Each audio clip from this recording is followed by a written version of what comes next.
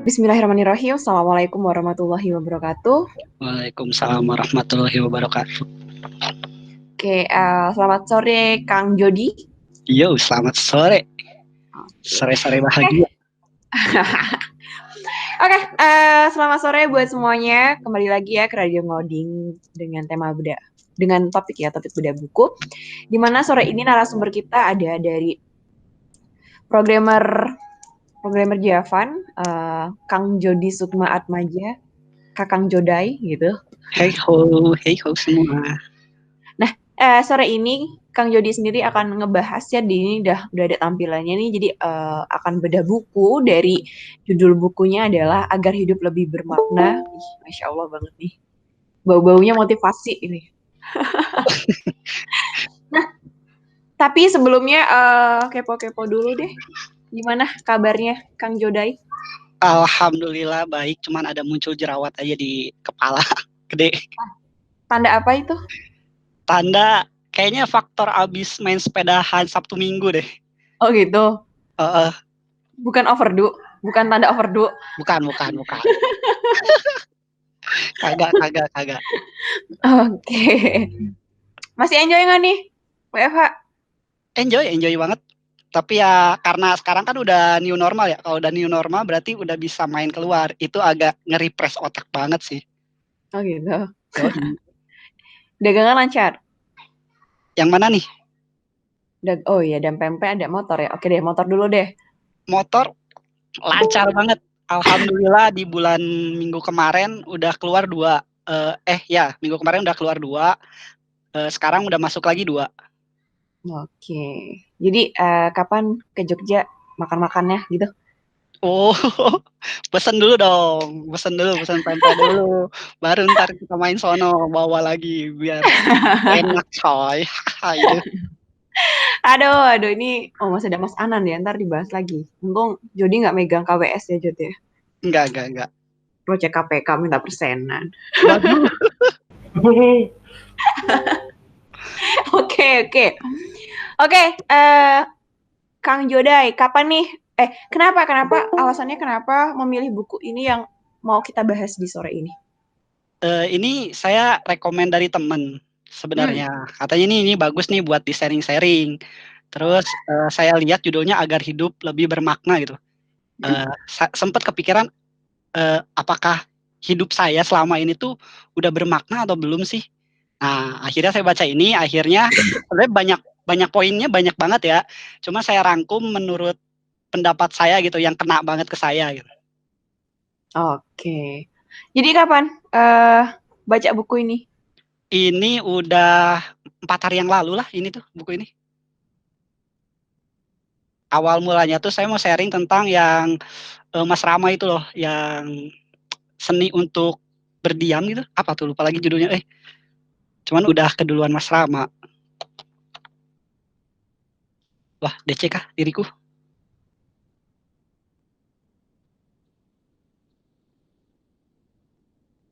Cek. Oke. Oh, kirain DC. Oke. Terus bacanya udah habis apa baru setengah? Udah habis sekali, udah sekilas doang. Terus yang kedua kalinya udah nyampe setengah lebih lah. Kedua kalinya gitu. Sekali kan pengen tahu apa sih buku ini tentang apa, baca banyak hadisnya banget. Terus sekali lagi baca baru setengahnya yang benar-benar baca itu. Oke. Emang berapa halaman? Total sih ini ada berapa ya? Menentar. PDF-nya itu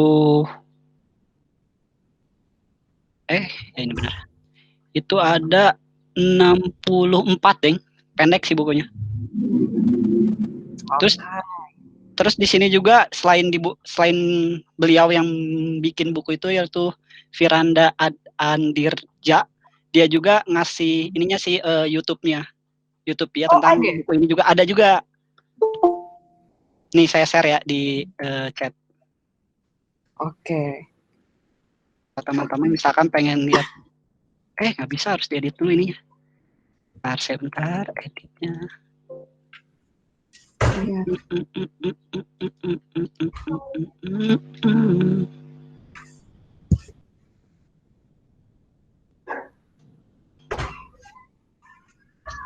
itu YouTube-nya. Oke. Oh itu. Oke, teman-teman yang mau ngeliat YouTube-nya pembahasan dari buku ini gitu ya, Jod ya? Ya, betul. Oke. Oke deh, kalau kayak gitu langsung aja buat Kang Jody. eh Silahkan untuk dibedah-bedah, wes, untuk Asik. dibedah-bedah. Oke. Pertama ya, selamat sore teman-teman yang mendengarkan Radio Ngoding pada sesi saya sekarang. Apa kabar? Semoga semuanya tetap sehat dan tetap bersemangat dalam melakukan apapun ya. Kali ini saya akan ngebahas tentang buku yang berjudul dengan Agar Hidup Lebih Bermakna, karangan dari Firanda Andirja. Nah, sedikit eh, penjelasan dari buku Agar Hidup Lebih Bermakna ini, yaitu adalah ada firmannya. Pertama saya baca ininya aja ya, artinya aja, yaitu dan jika kamu menghitung nikmat Allah, tidaklah dapat kamu membimbangkannya. Sesungguhnya manusia itu sangat zalim dan sangat mengingkari nikmat Allah. Nah, ini pengantarnya. Sebelum masuk ke pengantar, di sini ada kata-kata yang menurut saya itu nyentil banget di beberapa waktu untuk diri saya sendiri gitu. Yaitu di mana ada sebagian orang yang semangat bangun dari tidurnya di pagi hari. Kenapa? Karena dia ingin menjalani hidup yang menurutnya sangat menyenangkan dan bermanfaat. Tetapi ada sebagian orang juga yang tidak ingin bangun dari tidurnya dan ingin melanjutkan tidurnya lagi karena dia tahu ke depan di hari itu tuh banyak banget masalah yang bakal dia hadapi dan menyusahkan dirinya sendiri hingga membuat dia gelisah. Nah, dan semua itu tuh seakan-akan dia itu merasa kurang bermanfaat hidupnya tuh. Nah, ini sangat nyentil sekali saya gitu. Ada beberapa momen saya ngerasain ini ketika habis sholat subuh, tidur lagi aja deh gitu. Ntar baru bangun lagi terus memulai aktivitas. Nah, ini sangat menyentil saya gitu. Kedepannya sih saya pengennya tuh untuk mengubah pola hidup saya yang ada kadang-kadang melakukan seperti itu menjadi bangun tidur terus ngapain kayak olahraga kayak apa kayak yang biar hidup saya itu lebih bermakna gitu. Nah, nih semakin bertambahnya hari, bulan dan tahun hidup kita menjadi semakin berkurang. Maka dari itu alangkah indahnya jika kita ini harus membuat hidup kita ini tuh lebih bermakna gitu. Jangan sampai hidup kita ini hampa dan hambar gitu. Kalau kata Mbah Surip tuh bangun tidur, tidur lagi, bangun tidur, tidur lagi kayak gitu terus. Oke, next. Ini ada beberapa poin yang saya rangkum. Yang pertama itu adalah melatih diri untuk banyak tersenyum. Nah, ini menarik juga nih. Kenapa kita harus sering tersenyum, baik itu ke orang yang tidak kenal atau ke atasan kita, ke bawahan kita, ke sepantaran kita, itu kita harus apa sih namanya, tersenyum lah, meskipun kita tidak kenal dengan orang itu. Kenapa? Di sini ada hadis dari Jarir bin Abdillah Al-Bajali radhiyallahu, beliau mengatakan tuh Nabi Shallallahu Alaihi Wasallam tidak pernah melarangku untuk bertemu beliau semenjak aku masuk Islam dan tidaklah beliau melihat aku kecuali beliau tersenyum ke wajahku. Nah, di sini itu kenapa ini mencerminkan saya banget, bukan saya banget ya. Ini tuh ini tuh ada sangkut pautnya dengan saya juga ini. Kenapa saya memilih poin untuk melatih diri untuk tersenyum. Jadi ada di satu sisi ketika saya waktu zaman kuliahnya dulu, kadang saya tuh tersenyum tuh hanya memilih-milih orang gitu, hanya kayak ke sekelas saya gitu, ke teman-teman sekelas saya ataupun ke teman orang-orang yang saya kenal gitu. Tapi kalau ke orang yang tidak kenal kayak misalkan beda fakultas, beda jurusan ataupun beda kelas pun itu kadang saya nggak senyum gitu meskipun papasan, paling nyapa juga nggak sambil senyum gitu. Oh, di mana gitu aja gitu. Tapi di sini tuh di buku ini yang saya baca itu kita tuh tidak boleh memilah-milah untuk memberikan senyuman gitu. Kenapa? Karena di sini nih ada satu alasannya, karena seorang yang sulit tersenyum pasti memiliki sesuatu di hatinya, entah dia sedang jengkel, tidak senang, ataupun bahkan bisa dikatakan dia itu sombong gitu orangnya. Nah, waktu saya melihat diri saya pada saat itu, kenapa saya tidak tidak mau tersenyum ke orang lain, banyak yang bilang sih, nggak 1, 2 orang sih, "Wah, dia tuh orangnya sombong." Ada yang satu, "Oh, si Jody kayaknya lagi kesel ya sama saya, nggak masa papasan nggak ketemu. Wah, itu siapa sih? Kita tuh satu jurusan tapi nggak pernah ketemu, nggak pernah, senyum satu sama lain padahal kita tuh satu jurusan loh," gitu. Nah, ini saya banget waktu ketika saya, kuliah zaman dulu gitu. Ini saya sangat memilah-milah untuk memberikan senyuman. Jadi ketika sapa, alangkah indahnya kan dengan senyuman. Nah, di sini ini belum lagi, semakin murah senyum, maka orang lain pun akan senang dan baik pada kita. Dan itu adalah salah satu agar hidup lebih bermakna, membuat hidup kita bisa lebih bahagia. Nah, kata ini saya kutip ini ditampilkan di sini karena terkadang untuk mengambil hati manusia dengan harta tidak bisa dicapai karena ya harta kita kan terbatas. Tetapi jika kita ingin mengambil hati orang lain, baik itu teman, atasan, rekan kerja, teman sepantaran juga sih atau sahabat ataupun adik kelas kita ataupun pasangan kita, itu tidak melulu dengan uang ataupun yang lain tapi cukup dengan senyuman. Karena senyum itu gratis dan murahnya senyum adalah satu ketawaduhan seseorang. Terus, nah dari sini maka dari itu, ketika saya membaca buku ini saya mengingatkan pada diri sendiri, saya tuh harus berlatih untuk senantiasa senantiasa tersenyum kepada siapapun itu gitu. Baik itu, orang yang tidak kenal, atasan kita, sepantaran udah jelas ya, ataupun adik-adik kita, ataupun orang yang judes ke kita, ya kita harus senyumin dia gitu. Nah, ketika kita udah di sini kan dicantumkan agar hidup lebih bermakna yang membuat hidup kita lebih bahagia. Jadi kita murah senyum itu ya kita mendapatkan kebahagiaan. Nah, di sini juga ada contoh dari buku ini juga diberi contoh kata yang membuat bukunya, dia bilang dulu punya kawan di Jogja katanya, yang suka tersenyum kepada semua orang, akhirnya semua orang senang dengan dia. Ketika dia bertemu dengan orang-orang, dia pegang tangannya, kemudian dipijit dan semua orang diperlakukan seperti itu. Nah, itu sepertinya orangnya, baik banget gitu ya, udah disenyumin, dipijitin gitu. Wah, kalau saya punya teman kayak gitu kan bahagia gitu. Ketika saya capek, terus dipijitin gitu waktu ketemu enak banget ya. Nah, ini kita lanjut ke poin selanjutnya. Ini nggak kelihatan saya, berusaha mencari teman yang baik. Nah, ini nih berusaha mencari teman yang baik nih, ini di sini saya ada pro dan kontranya juga sih sebenarnya. Nah, saya kutipnya itu di sini sahabat itu akan menarik sahabatnya. Nah, di buku ini dikatakan bahwa, eee, kita harus mencari kawan sebanyak-banyaknya itu tidaklah benar. Kenapa? Di sini juga ada, Rasulullah bersabda, "Seorang yang tergantung pada agama teman dekatnya, maka hendaklah seseorang dari kalian melihat siapa yang dijadikan sebagai teman." Nah, ada mungkin pepatah ketika kita, kita nyebur ke got, ya kita ikut kotor gitu. Tapi kalau misalkan kita nyebur ke, apa, kolam parfum, ya kita ikut wangi gitu kan.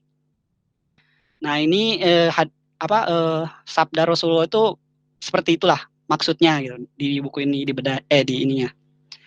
Nah, di sini juga, eee, spesifik ya, maksudnya kita mencari teman yang baik itu apakah yang baiknya seperti apa gitu. Di sini dikatakannya itu adalah dari imannya. Ketika kita berteman dengan orang yang suka ngaji dan, mungkin ke pengajian, maka kita akan ikut ke sana. Balik lagi ke yang perkataan saya tadi, yaitu kita akan nyebur ke parfum, ya kita ikut wangi gitu kan ya. Nah, tetapi ketika kita bergaul dengan teman-teman yang suka, menjelek-jelekan orang lain, secara tidak langsung kita juga ikut menjelek-jelekan orang tersebut gitu. Jadi kitanya ikut jelek juga jatuhnya gitu. Nah, di sini karena saya juga termasuk orang yang tidak pilih-pilih ya temennya. Teman-teman saya ada yang suka ngerokok, ada yang suka minuman keras, ada yang suka tawuran, ada yang baik juga kayak yang suka ngaji, kepengawasan segala macam. Untuk mencari teman yang baik itu misalnya sahabat akan menarik sahabatnya sendiri tergantung diri kita, diri masing-masing sih.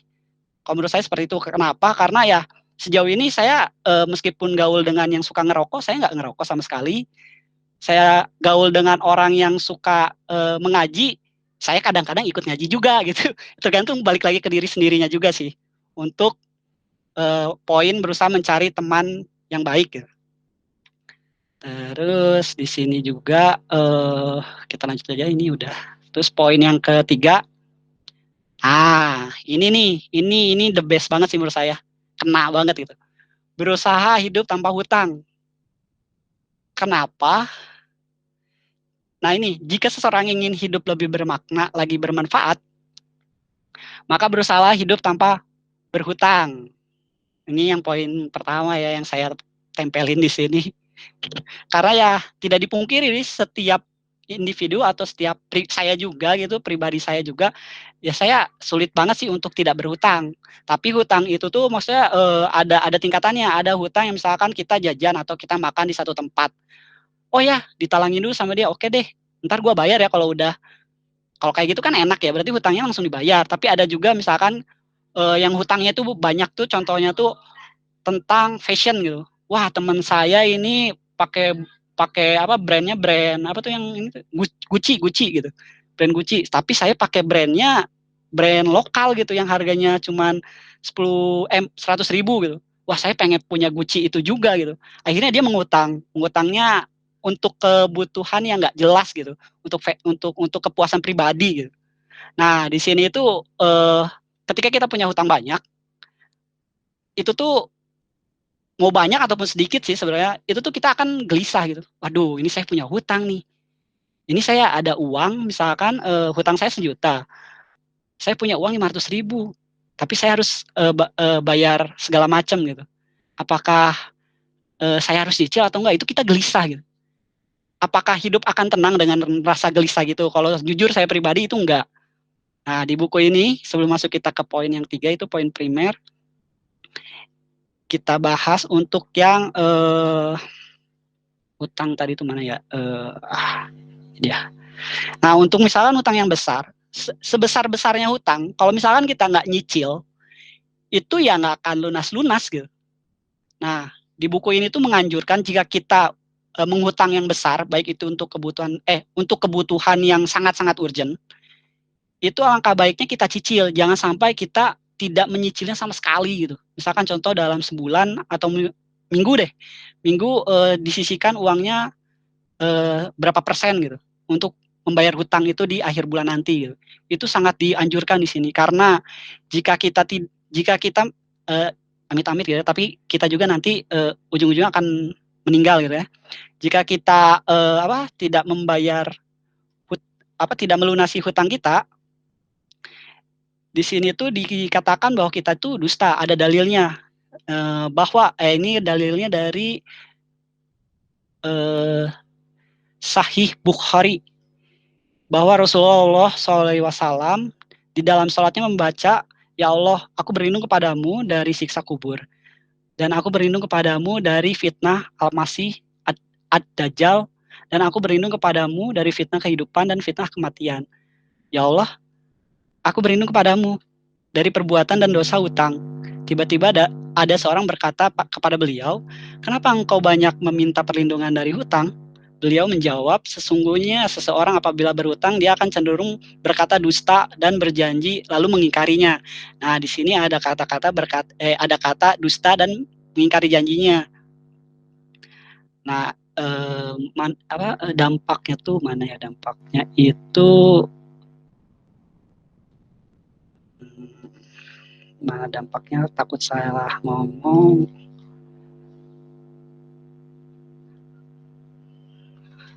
Oke deh. Dampaknya itu parah banget ya. Di sini di buku ini dijelaskan bahwa kita kalau misalkan tidak melunasi hutang ketika kita sudah meninggal, itu tidak ada apa sih namanya? Kita tuh tidak ingin dibuntel-buntel pakai kain kafan gitulah. Pokoknya dikuburkan aja lah di sini tuh. Jadi orang ya itulah, pokoknya itu ini banget lah ya. Pokoknya sudah susah banget untuk bukan susah banget sih, tapi orang-orang tuh tidak mau menguburkan kita misalkan utangnya banyak gitu. Makanya kita tuh harus melunasi utang-utang kita gitu. Mungkin di sini juga saya pernah ngalamin ya, ketika saya meminjamkan uang ke seseorang gitu, itu minjemnya sangat baik banget, misal, minjem dong buat ini misalkan. Tetapi ketika ditagih itu malah marah ke saya gitu. Nah ini menarik juga sih. Ketika saya juga pernah kayak gitu sih, saya juga mengalami seperti itu gitu. Maksudnya ketika saya minjem uang ke teman, ketika teman saya nagih, itu saya malah marah gitu. Tuh sabar kok, kayak yang ke siapa aja gitu. Nah, alangkah baiknya tuh kita nggak boleh kayak gitu gitu. Saya juga sih, alangkah baiknya waktu saat itu tidak boleh seperti itu. Karena hutang itu ya bahaya banget sih kalau hutang. Nah ini berhutanglah untuk kebutuhan-kebutuhan yang primer ya. Kayak misalkan kebutuhan urgent banget, kita misalkan amit-amit kecelakaan gitu dan butuh biaya besar, dan itu untuk pengobatannya harus butuh biaya yang sangat gede, dan akhirnya kita meminjam uang untuk membayar ke rumah sakit misalnya. Nah itu dibolehkan di buku ini. Selanjutnya,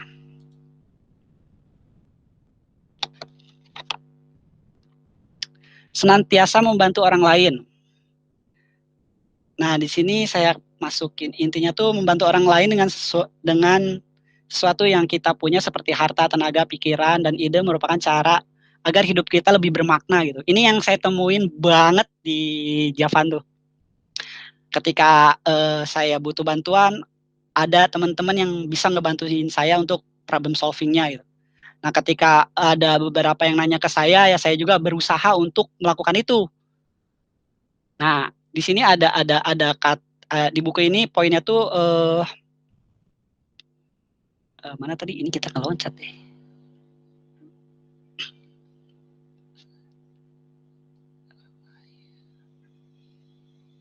Oh, ini. Nah, ketika kita udah membantu yang lain itu tidak selalu berupa harta, tenaga, dan pikiran. Kayak tadi itu ide-ide untuk memecahkan suatu masalah, itu tuh termasuk membantu orang lain gitu. Jadi ketika misalkan contohnya tuh ketika saya membantu teman untuk memecahkan masalah pekerjaan, ketika itu solve, berarti kan wah, berarti setidaknya ide saya dan ilmu saya tuh kepake loh sama teman yang butuh bantuan, dan itu berhasil gitu. Itu menimbulkan rasa bahagia tersendiri gitu. Baik itu dari yang membantu dan yang dibantu. Terus, nah ini di sini juga disebutkan berbagi kebahagiaan kepada orang lain. Kita akan lebih dahulu berbahagia orang lain sebelum orang yang kita bantu. Gitu. Itu yang sangat banget saya temuin di sini gitu, di Javan. Gitu. Next. Nah, ini juga ini keren juga nih yang ini. Jadilah orang yang qanah dan jauhilah membanding-bandingkan. Nah, qanah tuh apa sih? Qanah tuh menyukuri apa yang telah kita miliki. Menurut buku itu itulah qanah. Gitu. Mungkin kalau teman-teman punya pendapat yang lain bisa apa sih namanya angkat tangan atau memberitahu saya sebenarnya tuh qanah tuh yang benar tuh ini loh, kayak gitu. Kalau di buku ini tuh dia dia bilang menyukuri apa yang telah kita miliki, itulah qanah. Nah, menyukir kadang saya juga masih sering sih, saya juga masih sering lihat ketika saya punya barang sesuatu dan teman saya punya barang lebih, itu kadang punya, wah kok dia punya kayak gitu ya, kok saya cuman kayak gini, pengen deh punya kayak gitu ya. Rasa pengen dan membanding-bandingkan, ini membandingin barang saya dan barang dia. Nah, alangkah baiknya kita tuh jangan selalu melihat ke atas gitu, lihat juga ke bawah. Banyak juga orang yang pengen punya barang seperti kita, tapi mereka tuh nggak bisa kesampaian gitu. Nah, harusnya tuh kita tuh sangat menyukuri apa yang telah kita peroleh gitu. Nah, di sini ada yang unik sih. Ini unik banget, di buku ini membahas tentang suami istri. Coba di sini disebutkan, cobalah seorang suami membandingkan istrinya dengan istri orang lain gitu. Misalkan contoh, ini saya belum punya istri dah ya. Aduh, sad banget. Contoh lah pacar aja gitu ya, mungkin contoh. Misalkan pacar saya tuh imut gitu. Tapi saya lihat pacar orang lain seksi. Wah, gimana ya kalau pacar saya kayak dia gitu seksi. Terus kita ngomong ke pacar kita gitu. Kamu kenapa sih nggak mau bentuk badan kamu kayak dia gitu. Nah, itu edun banget sih. Ini di buku ini tuh di ceritanya seperti itu, mirip-mirip ya. Cuman di sini tuh suami, kalau saya perumpamannya istri, karena istri, kalau saya perumpamannya pacar karena belum punya istri. Nah, di sini tuh dibilang kalau misalkan kita bilang seperti itu, lama kelamaan cintanya itu akan berkurang. Kayak misalkan saya ntar rasa suka kepada lawan jenis saya itu akan berkurang drastis sih, karena sering membanding-bandingkan dia. Kayak gitu. Terus di sini ada syair dari Imam Syafi'i, jika engkau memiliki hati yang qanah, maka engkau dan raja-raja dunia saja. Nah, memang benar bahwa kebahagiaan itu datangnya dari Allah. Akan tetapi kita bisa berusaha untuk bahagia dengan mengatur hati kita. Jadi cobalah bersyukur dengan apa yang kita miliki. Jangan selalu membanding-bandingkan apa yang kita punya dengan punya orang lain. Seperti itu. Next lagi.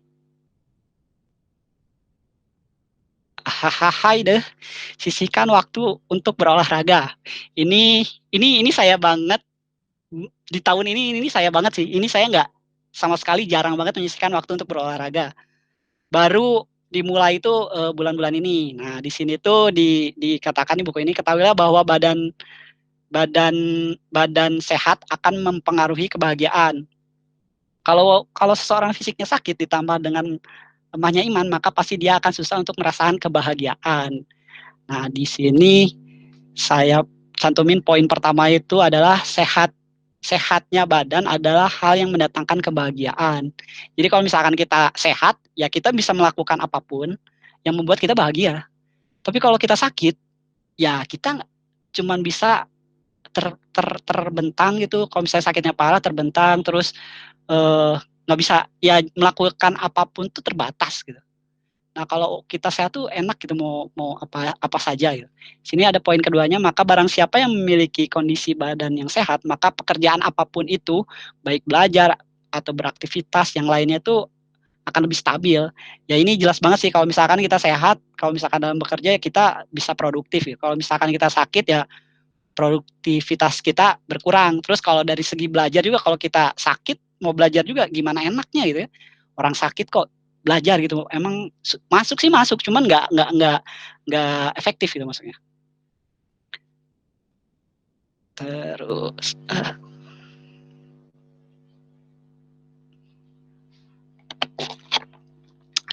selanjutnya ini adalah tinggalkan kebiasaan menghukum orang lain. Kalau sekarang tuh sebutannya netizen mungkin ya. Netizen sekarang yang suka kita mungkin beberapa kali mungkin saya pernah melakukan ini sih. Misalnya ketika ada satu masalah yang dipublish di sosial media ataupun berita, karena saya nggak tahu kebenarannya itu apa, dari segi A dan segi B gitu, saya mandangnya dari sudut segi A, wah si B ini kayak gini, nggak boleh nih kayak gini, dia tuh jahat banget dan bla bla bla bla bla bla bla gitu. Nah, langkah baiknya itu kita harus meninggalkan itu gitu. Kalau misalkan mereka ada masalah yang sedang bermasalah gitu ya, bisa dua orang sedang bermasalah, ya udah biarin, itu masalah dia gitu. Kita nggak usah ikut-ikut menghukum satu pihak gitu. Terus karena kalau kita ikut-ikutan menjudge, ya kita jelek sih, kita buruk banget sih. Di buku ini pun dibilang kalau misalkan seseorang itu buruk, maka kita tidak perlu mengutarakannya katanya. Boleh mengutarakannya, tetapi dengan kondisi-kondisi tertentu. Misalkan dia itu suka mabuk gitu. Mabuk kan merusak diri dia, dan dia itu misalnya saudara kita, ya kita harus mengasih tahu kepada dia, woi kamu jangan mabuk, mabuk tuh merusak badan kamu. Nah, itu kalau keadaan seperti itu tuh boleh. boleh mengingatkan mungkin ya, jatuhnya bukan menghukum. Nextnya di sini ada yang kedua, berusaha untuk tidak mengetahui urusan orang lain. Jadi ini dua poin ini hampir berkaitan ya, makanya sini saya cantuminnya adalah kepo. Jadi kalau misalkan di sosial media kayak gitu pada berantem lah, kalau yang suka ngegosip mungkin gitu, suka wah ini ada bahasan buat ngegosip nih. Nah, langkah baiknya kita menghindari itu sih. Nah, ini yang poin ini juga saya kadang masih melakukan yang ini tuh. Poin berusaha untuk tidak mengetahui urusan orang lain. Nah, ini yang harus saya hindari dan kawan-kawan mungkin bisa hindari. Next. Mudah memaafkan. Nah, ini kita harus sangat bisa untuk mudah memaafkan. Janganlah kita mempunyai sifat pendendam. Karena yang pendendam itu biasanya orang-orang yang angkuh dan susah untuk memaafkan. Ini udah jam berapa? Oh, udah. Ini agak cepat ya berarti ya. Terus terbiasa memaafkan, latihlah diri kita untuk mudah memaafkan. Biasanya kalau misalkan kita pendendam itu pasti susah banget sih untuk memaafkan orang lain. Pengennya tuh ngebalas terus. Ini yang pernah saya alami dulu ketika saya ada problem di kampus, dan itu saya jadi nggak suka banget sama orang itu. Jadi ketika ketemu papasan sama orang itu tuh ya malas banget gitu untuk ngomong atau nanya segala macam. Nah, di sini tuh kita harus bisa membiasakan diri untuk memaafkan gitu, agar terhindar dari sifat pendendam ini. Terus apa sih yang didapatkan? Selain kita mendapatkan pahala dan diampuni dosa-dosanya oleh Allah Subhanahu wa taala, sifat memaafkan juga kita menjadi semakin bahagia. Ya jelas ya, misalkan kita pendendam gitu. Kalau ketemu sama orang itu, orang yang kita nggak suka, yang kita dendami itu kan pasti nggak enak gitu hati itu. Oh, pengennya tuh contohnya pengen ngejambak atau mukul atau apa gitu. Tapi kalau kita biasa memaafkan ketika ketemu sama orang yang sudah jahat ke kita pun ya kita ya biasa aja gitu, tentram hati kita. Next. Nah, ini dia. Biasakan menolak jika tidak mampu. Oh, ini ada karakter gogenya, sorry ya, ini disensor. Memberanikan diri untuk berkata tidak mampu. Kenapa sih kita harus memberanikan diri untuk berkata tidak mampu? Nah, jika kita misalkan ada satu pekerjaan atau satu permintaan dari seseorang yang menurut kita itu kita bisa menebak-nebak dong, misalkan oh oke, ini kita bisa pelajari dan kita mampu untuk mengerjakan itu. Tapi kalau misalkan wah ini misalkan saya satu orang disuruh ngebangun rumah gitu, wah ini bisa sih tapi susah banget, dan itu tuh pasti kita mengiyakan, pasti kita tuh akan mendapatkan tekanan batin juga iya, pikiran iya, stres iya gitu. Terus ketika ditanya oleh yang membuat permintaan ke kita, kita pasti ujung-ujungnya menghindar untuk tidak bertemu kah, atau tidak menjawab, atau menghilang aja gitu buat menghindar, karena kita tidak mampu mengerjakan apa yang diminta. Maka alangkah indahnya itu kita biasakan berani untuk menolak jika tidak mampu di awal. Next.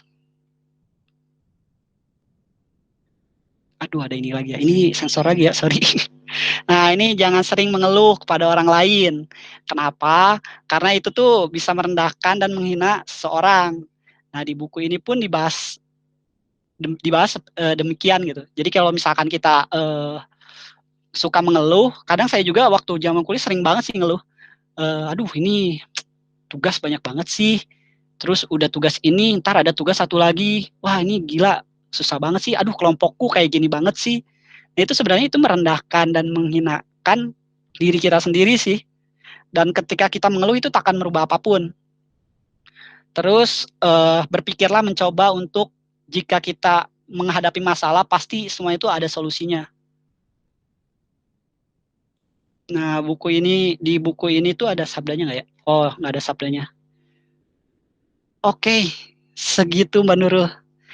Dari bedah buku dari Agar Hidup Lebih Bermakna. Jadi untuk teman-teman, mungkin di sini poinnya banyak banget sih. Cuman beberapa yang saya rangkum, yang kena banget ke diri saya itu adalah beberapa poin yang tadi. Oke. Menarik banget ya, Jet ya. Yoi. Dan itu benar-benar kayak apa buat kita gitu ya, buat anak-anak milenial tuh kayak benar-benar ayo mulai nata hidup, mulai berhemat, mulai Ya, memanage kayak gitu ya. yoi Sepakat bener ya? banget. Bener bener.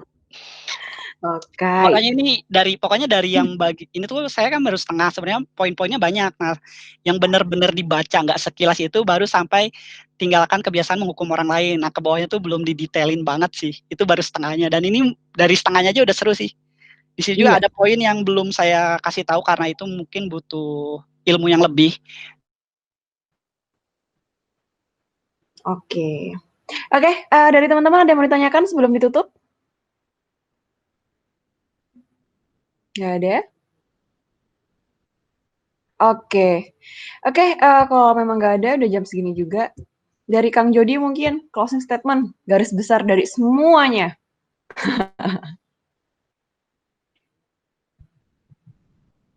Halo, Kang Jodai? Wah, gimana nih? Cek cek cek, halo halo. Halo, halo, halo. Masuk Ah, nggak? sip. Oke. Masuk masuk Jod, masuk masuk. closing statement Woi, dong. oke. Casting statement ya, aduh. Untuk teman-teman, ini closing statement dari saya untuk teman-teman. Jika hidup ingin lebih bermakna, yang saya ingin sampaikan di poin-poin tadi, cobalah untuk tidak berhutang. Cobalah untuk tidak berhutang sama sekali. Sesuaikan dompet dompet kalian dengan apa yang diinginkan. Itu paling mbak. Oke. Oke, terima kasih buat Kang Jody, terima kasih buat rekan-rekan semua. Kembali mengingatkan ya, time sheet dan jangan lupa punch out. Sampai ketemu di Radio Ngoding besok di hari Rabu ya, untuk pekan ini sebagai yang terakhir. Kita tunggu lagi ilmu-ilmu apa lagi yang bakal kita dapatkan. Sekali lagi terima kasih buat Kang Jody. Yuk, sama-sama. Terima kasih juga sudah Oke. mendengarkan kawan-kawan. Oke, saya tutup acara Radio Ngodik pada sore hari ini. Terima kasih buat semuanya. Wassalamualaikum warahmatullahi wabarakatuh dan selamat sore.